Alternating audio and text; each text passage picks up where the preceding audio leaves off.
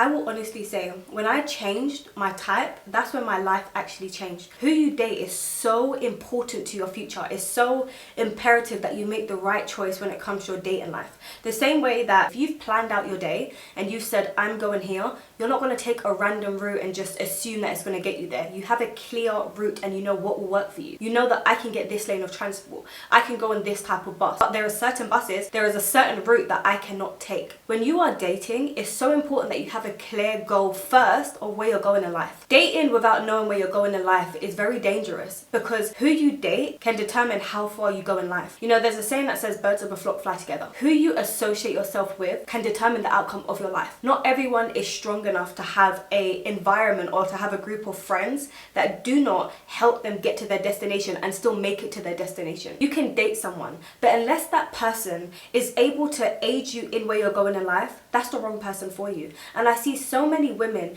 dating men without being intentional, without having a specific standard of the type of men you will date or can date, because we all have wants and needs. Sometimes you want chocolate cake, but you can't have chocolate cake because you know it's not good for you. Sometimes you want a type of guy, but you know that guy is not the best fit for you. You cannot date a man and think that it won't affect your future.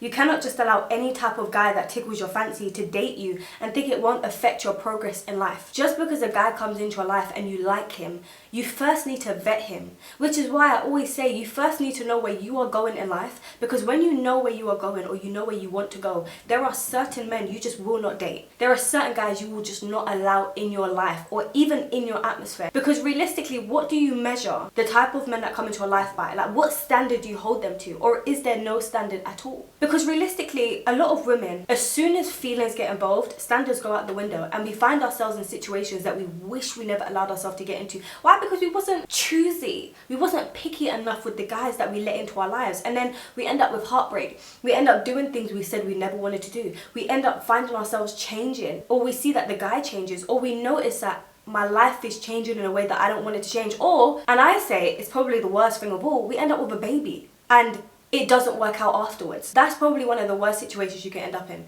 And a lot of people date guys who they don't think is husband material, or who they say they wouldn't want to have a child with, and then they end up having a child with them. Why? Because they didn't vet them first, or they wasn't strong enough in themselves to be able to say, no, I'm not going to date you, not because I don't like you, but because you don't benefit where I'm going. You see, if you don't know where you're going in life, you will not know how to say yes or no to the correct things. You will say yes to the wrong things and no to the right things. Why? Because you can't discern where you're going in life, and so you can't discern what will help you get there. The first thing you need before you even start letting men into your life is discernment. You need to be able to discern what type of guy is right for you, what type of guy will help you in your life. Because where you are going, you need help. You need someone that will push you. You need someone that will be a partner to you. And so you have to look at the men that are in your life and ask, can this man partner up with where I'm going? Can he push me? Can he help me? Can he do more for me than I can do for myself? Because a man is meant to lead. And how are you going to lead me when you can't do anything for me? That's ridiculous. A man is meant to lead. So leading means you are not better than me, but you're more ahead than me. Maybe not in everything, but in the things that count. The guy you're dating, what is his direction in life? What is his purpose in life? Does he know his purpose? Does he know where he's going? Does he even know what he wants you for? Because a woman is a helper. So if he doesn't even know how to identify the areas in which he will need help or where he expects you to show up, then how are you going to lead us efficiently? How is the dynamic going to work? What is your plan? You know, who is leading you? Because if you're going to let a man into your life when you know where you're going, then you need to know who's leading him, because ultimately he's going to be leading you. That's the dynamic of a man and a woman. A man is meant to lead. A woman shouldn't be leading a relationship. A man is the head and a woman follows him. That doesn't mean you're under your husband, but that means you choose a man who you trust to guide you in life, because that is how God has ordained things to be. Now, if you choose a man and he doesn't know where he's going in life, that's issue number one. If you choose a man and he doesn't know how to get to where he should be in life, that's an issue. Number three, if you do not know who is leading the man you are dating or about to date,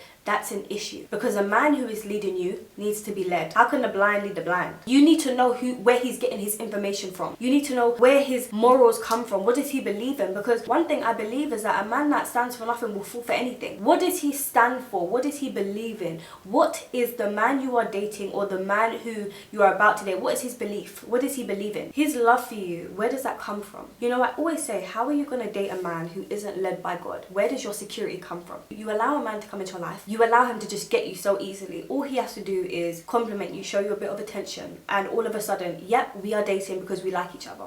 But then we forget all the important questions and all the important information that you need to make your choice as to whether this person is for you. Because remember, women, we have the choice. We have the upper hand when it comes to dating because we have the option to say yes or no to them. And this is the issue with a lot of women. We don't pick. We just allow ourselves to be chosen, and then we get excited and think that's enough. Well, no, if you're dating a man and you know that you have certain morals and you find that that man is like, he's happy to allow you to compromise those morals, is that man for you? Because a man who will allow you to digress from the way that you believe God has led you on, or the path that you believe God has led you on, that man cannot be for you. But think about it. A man who will allow you and even encourage you to digress from the path you believe God has set you on isn't a man for you, no matter how you feel. A man who is not led by God cannot lead you, because who is his leadership skills coming from? Where is it? Is it coming from a book? Is it coming from his own understanding? Because the Bible says lean not on your own understanding. Where is his information about relationships, about leading you coming from? You know, and this is why I always say Christians really shouldn't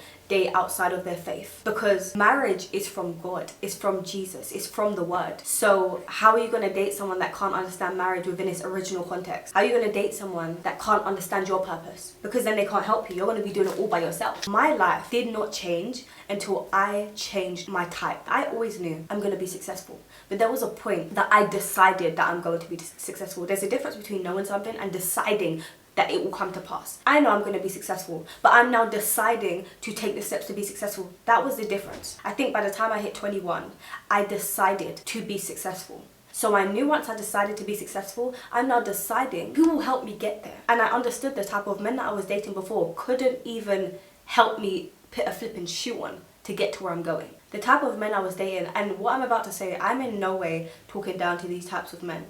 But I just knew that for my destiny, for where I was deciding to go in life, these men could not help me. And if you couldn't help me, then what the hell am I doing with you? I was dating men who, one, didn't even believe in God, or didn't believe in my God. So the most important thing in my life, I can't share that with you. I'm dating men who aren't serious in their faith as I was, or as I aspired to be. I couldn't date someone like that. Why? Because at the time, I wasn't strong enough to say no to certain things all the time. You know, sometimes you have days where you're like, okay, cool, I'm not gonna smoke. Like, I stopped smoking, but I knew I was still in a state of fragility. There could have been a night where I was just having the worst day, and if someone gave me a spliff, I'd probably take it. I knew that type of man I couldn't date. If you wasn't serious in your faith and you didn't have the same morals as I did, or you didn't want to go on a similar journey as me, I couldn't be with you, because you're lukewarm and you will pull me back. You know, the Bible says bad company corrupts good character. No matter how good you are, if you have bad company, it will eventually corrupt you. 3 or 4. You didn't have a clear direction in your life. You didn't have clear ambition. You don't have any goals that you're aiming towards. Because a lot of people have goals, but they're not aiming towards those goals. They're not being intentional with those goals. And I find that to be a huge issue. Because if you have goals and you're not being intentional about achieving those goals, then I'm not really sure what you are doing. I don't want your work ethic to influence my work ethic in a negative way. I don't want to see you going 10 miles per hour while I'm going 50 miles per hour, and then I start getting comfortable, like, oh, actually, let me just reduce a little bit and get to your level. No, I need someone that's gonna make me go beast mode all the time. I need someone that's gonna push me, tell me when I'm doing wrong, tell me when I could go harder. And I can't have a partner like that unless they're going hard as well. When you're going somewhere in life and you know what speed you're meant to be at, someone you're dating needs to be around that speed as well. They need to be around your level or above. You can't be dating someone who allows you to go lower. You need someone that's going to hold you to a certain level and say you need to do better. One thing that I say is that the moment I started dating my husband, at the time he was not my husband, I saw how my life improved. Because the guys I was dating before, the question was, why are you going to church so much? Or why do you need to abstain? Or, you know, you're doing fine, you're doing amazing. And I knew in myself, I had an inner drive that's God-given. I know the standard I should be holding myself to. And I realized that they were very relaxed. They allowed me to just, you know, go at a steady speed. There was no pushing. There was no encouraging me to keep going. You're doing good, or you could do this or do that. It was more so like, let's just lay up, watch Netflix, eat food and chat. But when it came to talking about goals and pushing me forward, and even me able to push you forward, there was none of that. It just wasn't there. So I felt like the most important things in my life I couldn't share with them because they didn't have that. When I started dating my husband, it's like 2 worlds connected. The last 2 puzzle pieces connected. It made sense. We're both ambitious. Our faith is the most important thing. We both love hard. We are both driven, and if one of us isn't doing something we know they should be doing, we're the first to hold each other accountable. There was times where I didn't even want to start my business. I will honestly say, if it wasn't for God, Jesus, and my husband, my business wouldn't be where it is today, to a point where I could have quit my full-time job and went full-time in my business. I will honestly say, YouTube, there was times where I was so tired of YouTube, wanted to take long breaks, and he'd say, when are you making a video? When are you doing this? When are you going to upload? When are you going to make content? You see, someone who doesn't understand your purpose, someone who doesn't understand your future, will hear that you want to take a break and be like, yeah, take a break, relax. My husband's like, no, we don't do that. We don't do these long breaks. You stay consistent. This is how you become successful. And these are things that I realized I needed in my life. I needed someone with a similar mindset to me. Someone who wanted to succeed. You know, there's one motivational speaker that I love to listen to. It's Eric Thompson. And he always says, until you want to succeed as much as you want to breathe, you will never become successful. Like, breathing is something that you need. And it's like, when you can't breathe, you're fighting to breathe. Until your need for success comes to that point where you're so desperate to succeed as much as you're desperate to breathe, you will never become successful. When I started changing my type and dating people who shared the same values, the same faith as me, I realized my life went up. The moment I changed from dating drug dealers, trappers and fraudsters and people who weren't really going anywhere in life based on lack of ambition, and I changed to start dating a man like my husband, a man of God, a man who's driven, ambitious, a man who has the same values and integrity, I realized my life started going up. I started a business. Business began booming. I was more motivated. My faith was stronger. My content improved. I noticed the growth in myself. I noticed how I developed so much more as a woman of God, a business owner, a content creator, someone who's able to help people because I was helped. You know, God will always pair you with someone who will help you in the destiny that God has given you, not in the destiny that you want to create. So you're going through life and you're allowing any guy to come and talk to you. What is the purpose for this man in your life? Where is he going in life? What is his plan? It's not enough that he buys you flowers, he takes you out to dinner, he buys you gifts, and all that superficial stuff is great. And it's really nice. But then what's behind that? You know, we fail to ask all the important questions, and then our feelings get involved, and all of a sudden we are just in love and we just think everything will work because we're in love. When that is the worst mindset to have. Love isn't enough. Before I started dating my husband, I was dating a guy, and me and him got on like a house on fire. Exactly my type. I said, yeah, I like this man. And I thought it could work. That's because I didn't realize I'm going somewhere and I need to know whether this man can help me get there. Maybe it would work for the first year, but I realized that by the time I got to 3-4 years, it wouldn't work because of where I'm going in life, the goals I have, the type of person I am, the things that I believe in. You don't share that with me. Maybe we have chemistry, we have the attraction, we get on, we have the great banter, we have the feelings. But when it comes to the stuff that are really important, it's not there. People can wake up in 5-10 years time and say they no longer feel the love. Now when the love goes, or the feeling of love goes, what is left? If the foundations be destroyed, what can the righteous do? The Bible says that. However, if you don't build a foundation, then what the flip can you do? Because feelings aren't foundation. Foundation is core things like values, beliefs, destiny, purpose, alignment, agreement, understanding, faith. This is what you build things off of. Feelings aren't the deciding factor of whether you should be with someone or allow them into your life. When you know you want to be successful in life, you need a partner who will be that supporting person, who also wants to be successful, who also shares those values. You can't just be easy and date any guy that comes into your life.